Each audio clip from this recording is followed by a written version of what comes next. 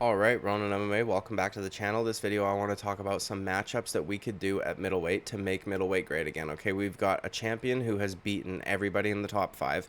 We've got his coach asking for what is essentially completely unjustified free legacy fights in Sean Strickland and Dricus du Plessis. I think and we also have Dana White telling us that Israel Adesanya is absolutely blowing up his phone trying to get another fight. Unfortunately, whenever we see rematches and trilogies and things like this, it kind of messes with the scheduling. And for whatever reason, they weren't able to get any top contender fights done at middleweight in this time, since the time Israel Adesanya was finished by Alex Pereira and since he finished Alex Pereira in the rematch. I want to talk about some potential matchups that we can do to kind of get some perhaps new blood in there, or if not, we'll see that somebody has made major improvements. And if they do really want to do the Sean Strickland and Dricus du Plessis fights, I think that they need to make these fights moving forward before we see either of them fight for a title shot. And I'll also talk about Khamzat Chimaev a little bit. But before we get into all that, please like and subscribe, dude. I'd greatly appreciate it. Okay, let's just get right into it. The first one, we want to get some new blood in the top of the division, because you have a champion who has beaten everybody in the top 5, which is not good, because then we start seeing matchups that like they do in women's divisions, where you will see the champion defending against like number 6 or number 7. I think Alexa Grasso might have, like, I don't want to start seeing this in the men's division. I don't want to see number 7 fighting the champion. And I get that a lot of people don't really care about the rankings and that it's all business and things like this, but no, you need to use them, okay? Eugene Behrman wants the Sean Strickland fight, which is number 7, because he says that if we were to do like an Alex Pereira trilogy, it would be business taking precedence over the prestige of all the shit. Huh, dude? Sean Strickland's ranked number 7. That would be good for business, because he would be so much fun at a press conference, and I totally get that, but I don't think that he's earned his title shot. I think Israel Adesanya would have an easy time with Sean Strickland, if I'm being brutally honest. And you guys know I don't like Israel Adesanya, but it is what it is, dude. Alex Pereira was able to set up very simple basic trap, or not even a trap. He was able to make a very simple basic read in a couple minutes and finish Sean Strickland. Israel Adesanya, in his striking, is a little more sophisticated than Alex Pereira, because he has to be in order to land shots that will put you out, because he does not have traditional KO power. We need to see, like, I feel like he would have a real easy time with Sean Strickland, because Sean Strickland doesn't implement any grappling or anything. But so there's some matchups that I want to make. The first one I want to make for some fresh blood. Now, we saw Nasruddin Imavov try to make his way into the upper echelons of the middleweight division. To be fair, it was a catchweight bout, because Sean Strickland took that fight on short notice, but for all intents and purposes, they were two middleweights fighting each other, just cut a little bit less weight. I don't want I think he needs to fight somebody more in line with his ranking right now, but somebody who I would like to see get the bump that we see, sometimes from guys like a Sean O'Malley getting a fight at Piotr Jan or whatever. We see this sometimes, where we'll see number 11 fight number 2, or we'll see, you know what I mean? Brendan Allen, I think he deserves a jump in competition. And the reason I do is because he was not supposed to be on the ground with Andre Muniz, and he did, and he subbed him. His grappling is very good. He is tough. He's got a chin. He can fight on the feet and on the ground. I think that I want to see him matched up against somebody in the top, so that either we get fresh blood or we get let known. Well, there isn't any fresh blood right now, so we're going to have to just deal with some rematches happening, even though it's very unfortunate, man, if I'm being brutally honest. But I want to see him get a Jared Cannonier.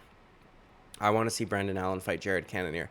Jared Cannonier's got knockout power. We all know this. But when he fought Izzy, he kind of shit the bed a little bit. He didn't do a whole lot. He let Israel Adesanya just kick him at range. So I don't think that he deserves to get I don't think he deserves a fight with somebody higher ranked than him. And he's already fought, Derek Brunson, and I've got other plans for Dricus and Sean Strickland. We know Paulo Costa, they're trying to match him up right now. So I want to see Brendan Allen get a nice bump in the rankings, fight Jared Cannonier. If he wins, he'll be in the top 5, and we will have fresh blood. Not only will we have fresh blood, we will have fresh blood with a guy who isn't just one-dimensional, who is like the new wave, the new generation of men's MMA. The middleweight division is a little bit old, okay, if we're being honest here. It's a little bit old, so I think that would be a good way to get some fresh blood into the top 5 and out of everybody in the lower end of the top 15, I think that he has the best chance of doing something like that. I know Chris Curtis could have easily won his fight against Kelvin Gastelum, but I don't think either of them are going to be getting to the top 5, with all due respect to them, by the end of their careers, because they're both kind of towards the end of it anyways, and Kelvin Gastelum barely scraped that by, you know. But, so yeah, I want to see, as I said, dude, Brendan Allen fight Jared Cannonier. The problem is we've got a champion that wants to fight right now. That's the problem. We need to tell him, hey, you chill, okay? Chill the fuck out, please. Or, and I know a lot of you aren't going to like this because it gives him a chance to do something incredible, and I know that there's a lot of people that watch me that don't like Israel Adesanya like I do. That they don't like Israel Adesanya in the same way that I don't like Israel Adesanya. I didn't mean that I like him, and you guys, I'm not flip-flopping that easy. I'm not Jesse on fire, okay? Either way, dude, he could go up and fight Jamal Hill, which could potentially create some fun shit at light heavyweight if Alex Pereira actually makes that jump and is able to get a win up there in the top 5. Then we could see their trilogy in MMA being had for the light heavyweight title or the middleweight. Like, it would be fucking amazing. But this is fantastical. I just sounded like I was fucking Swedish or something when I said that, but I'm not, dude. Okay, so chill.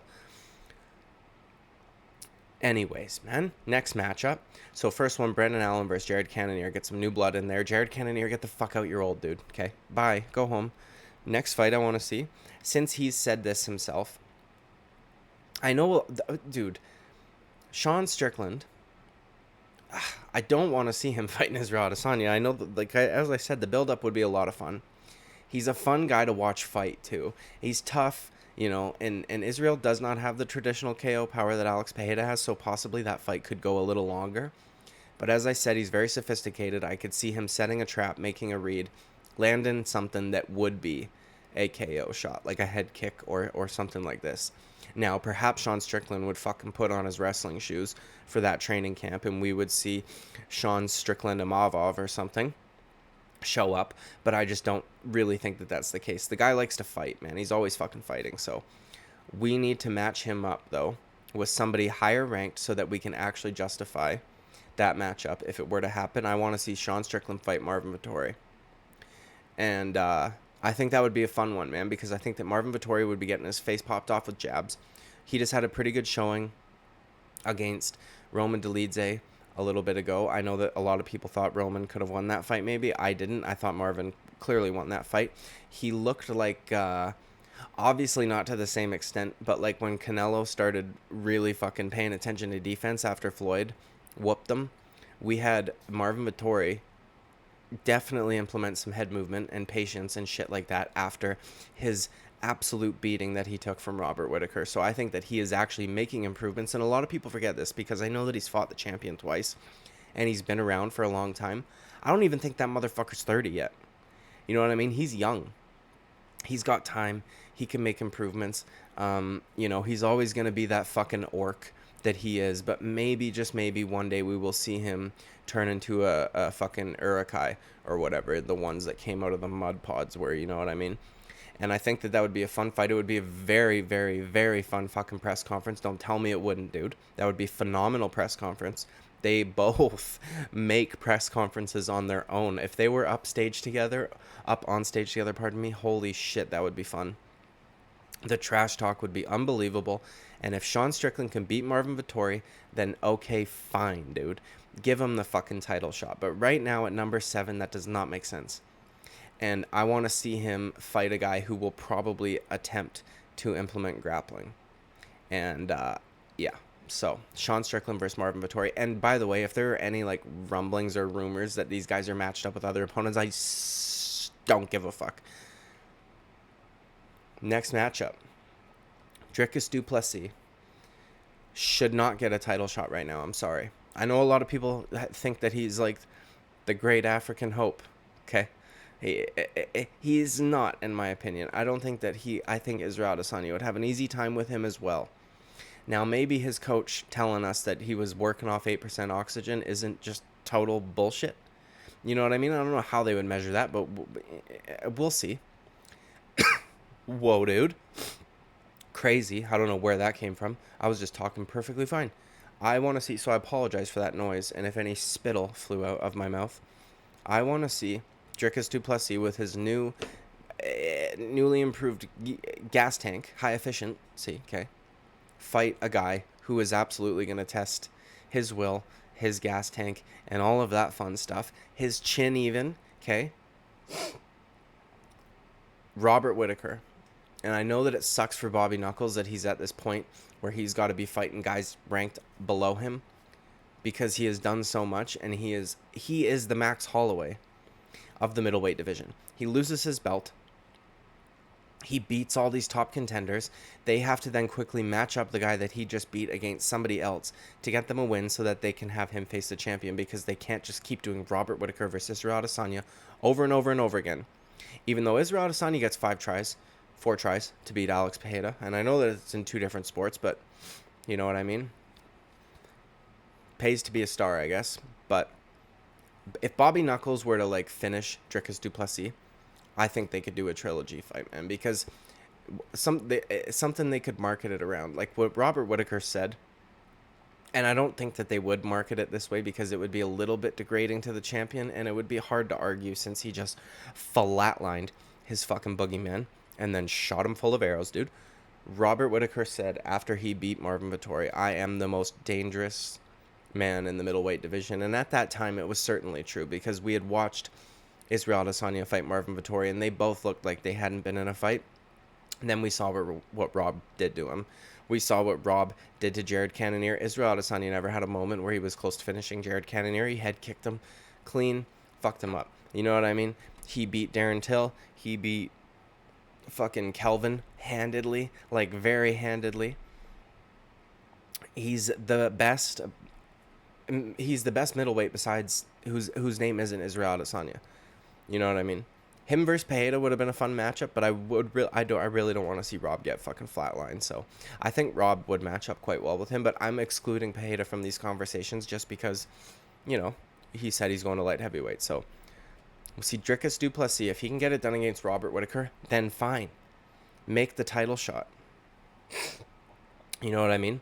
But as of right now, watching him struggle, and I know that he ultimately got the finish, but watching him struggle against a Derek Brunson that both Robert Whittaker and Israel Adesanya fucked up. And I know that MMA math doesn't necessarily work that way, but still. You know what I mean? And when he was younger, too. Derek Brunson's old. We need to phase out these old boys. We need new blood. If Dricus du Plessis wants a shot at the champion, he's got to fight fucking Robert Whittaker, dude. And I'm going to tell you what, dude. I know he's the great African hope. I don't think he's beaten Robert Whittaker. I don't think so. Robert Whittaker has some of the best takedown defense perhaps in the entire UFC. He is very tricky to get to. He just schools dudes, man. The only reason, if Israel Adesanya was a couple inches shorter, even like 1 inch, 2 inch short, just the reach even. You know what I mean? This is why he has troubles with him. He's very long. He can lean back. Bobby Knuckles isn't short, but he's like a little bit smaller than some of these other middleweights because he came up from welterweight, obviously. But I think that Robert Whittaker would potentially finish Dricus du Plessis, which I know sounds a little crazy because Robert Whittaker hasn't gotten a finish in a good while, but he has been absolutely fucking dudes up. And to his credit, dude, Kelvin Gastelum and Marvin Vettori are fucking known for having some of the not only biggest heads but the best chins in the middleweight division, if not in the entire UFC. Marvin Vettori is literally like fucking, I don't know what he is, dude. He just does not stop coming. But either way, Dricus du Plessis versus Robert Whittaker. If he beats Robert Whittaker, which I don't think he does, but if he does, he's going to be ranked number 2, you know, at least. And then we can definitely justify giving him a shot at Israel Adesanya.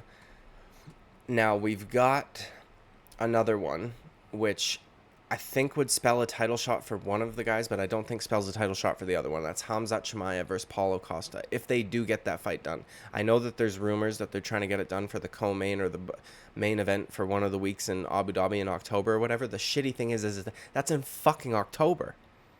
You know what I mean? We can't wait that long. But it's like we're gonna have, because it's not that we would be waiting until October. We would be waiting until October. Hopefully, neither one of them get too hurt. You know what I mean? I just stuttered. Um, Hopefully, none of them get too hurt. Hamzat Chimaev is who they would want to win, so that they could justify giving Hamzat Chimaev a title shot. I know there's a lot of people that think Hamzat Chimaev should just get a title shot right now. I've seen this sentiment being thrown around in lots of places. This was like the one thing I actually agreed with Eugene Behrman on, dude. Hamzat Chimaev should absolutely not get a title shot at middleweight. I just don't think so. He needs to fight somebody like Apollo Costa first. You can't justify that, in my opinion, and I get it that it's business. He's very popular. It would be fun. It would be a fun build-up. People are thinking about the styles, right? Hamzat Chimaev being a very explosive, dominant grappler against a guy who's tall and lanky and primarily likes to strike and doesn't have a whole lot of ground skills. I get all of that, okay? My problem is that he, at welterweight, whether or not he got a title shot was like arguable, almost, to me anyways, because he beat a Gilbert Burns who at that point was now doing like win-loss kind of thing, you know what I mean? He lost to Usman. He got a win back against Wonderboy, and not in the most impressive fashion, kind of just held him down. And then he goes out there and fights Hamzat Chimaev, which, by the way, Hamzat struggled in that fight with a guy who came up from lightweight, a guy who was on the smaller end, mid to smaller end of the welterweight division. Hamzat Chimaev is a fucking giant compared to Gilbert Burns, dude. He's 6 inches taller. I would imagine he weighs at least 10 to 15 pounds heavier on fight night, and he struggled. And I know that Gilbert Burns is a different kind of threat on the ground compared to an Israel Adesanya, but people do not give Israel Adesanya enough credit for his takedown defense. The guy has phenomenal takedown defense, especially against the fence. And we just saw that he's willing to set traps and let himself get backed up and shit like that, right? I would imagine he's not going to go right out into the center of the octagon as soon as that fucking bell rings against Hamzat Chimaev, who he knows damn well wants to grab his legs, pick him up, drop him, and smash him. You know what I mean? I need to see Hamzat Chimaev beat a top middleweight before, because so far his best win at middleweight is Gerald Meerschaert. One of the guys he fought at middleweight is no longer even in the UFC. So he needs to beat somebody. I don't agree that he can just get a title shot versus Israel Adesanya. You know what I mean? So now the problem with all of this is we have to wait for these matchups to play out. And Israel Adesanya wants to fight fucking now. And I'm going to be honest, as much as I don't like the guy, I appreciate that he is active, because we just... John Jones came back, won the title, said he's going to fight an international fight week, and then fucked off and said, no, I want to fight in Madison Square Garden so I can retire. Good riddance. Goodbye, John Jones. I'm totally fine with that. But you fucking dick. You make us wait from, what, March to November? Because that's typically the month that they go to Madison Square Garden. You have to book that shit like a year in advance. You fuck. Huh. Fuck you, John Jones. Why are they doing that? So I appreciate that Israel Adesanya wants to stay active. There are other champions that don't do this, man. You know what I mean? They don't. And, like, even Leon Edwards, dude. I like Leon Edwards a lot, but I don't... All of a sudden now he's not fighting in July and he's waiting until fucking Abu Dhabi or wherever they're taking him. Come on, dude. Enough. Fucking fight. I get that injuries happen and shit like this, but come on, man. So, we're not gonna... Israel Adesanya's not gonna want to wait till, like, fucking January to have a fight, because if we're waiting to see... Like, if we make these matchups, it'll all be in the next few months. At the... Later than the few months, you know what I mean? Like, we'll see these fights in, like, summer or in early fall. Then he has to wait for them to recover, go through another training camp. And you know what I mean? Especially if we are waiting, if we make all these matchups in the meantime, let's say we get all these matchups done. Fantastical world, I know. But then we also want to wait to see what Hamzat Chimaev does against Paulo Costa in October. Which, you know what? I think that fight's going to be harder than people think for Hamzat. But then he'll be waiting until January. And I don't want to be waiting until fucking January. At least January. That's if there's like no medical suspensions involved. I don't want to wait that long. So, depending on when Yuri Prohaska is coming back, I know people aren't going to like it. Depending on when Yuri Prohaska is coming back, we don't really have like a set date. I would not be mad if they let him if they let Israel Adesanya go up to fight Jamal Hill. I would not be overly mad. I wouldn't be mad. Actually, I wouldn't be. First of all, I think it's a fun fight. Jamal Hill is a big boy, big, long, good striker. Obviously not as well versed or sophisticated as Israel Adesanya, but a good striker who hits hard. Okay, there would be threats there. Izzy wouldn't just be able to fucking, you know what I mean? He seems to have a good chin, right? We've seen him fight against some dudes that have KO power, get hit, and he's fine. And honestly, man, what would be the perfect scenario is that, and I know that this is going to piss people off, dude. It's fine. Chill, okay? Because it all gets better. Israel Adesanya goes up, fights Jamal Hill. Let's say he wins. First scenario. He wins. Right? Then they wait for Izzy to fight Yuri Prohaska, which in my opinion would be a very fun fucking fight. Very fun fight. In the meantime, they make Jamal Hill versus Alex Pereira, just not for the title. Number one contenders. Bro, my nasal cavity just fucking stopped working for a second there, and the words didn't come out of my mouth. They do Jamal Hill and Alex Pereira, not for a title, but for a number one contender spot. The winner of that then gets to face whoever wins between Yuri Prohaska and Israel Adesanya. And then let's say that Israel either way, though, if Izzy beats Yuri, we get Pereira versus Izzy, trilogy, 205. Izzy loses to... Nah, fuck this shit. This holds up the division for way too long. But what are we going to do with Israel Adesanya in the meantime, dude? None of the matchups make sense right now. Unless they were to do an immediate trilogy. So, I think that they could match him up against Jamal Hill. And then that just sort of fills time. And now if he wins, there are endless possibilities. There's a bunch of new matchups for him.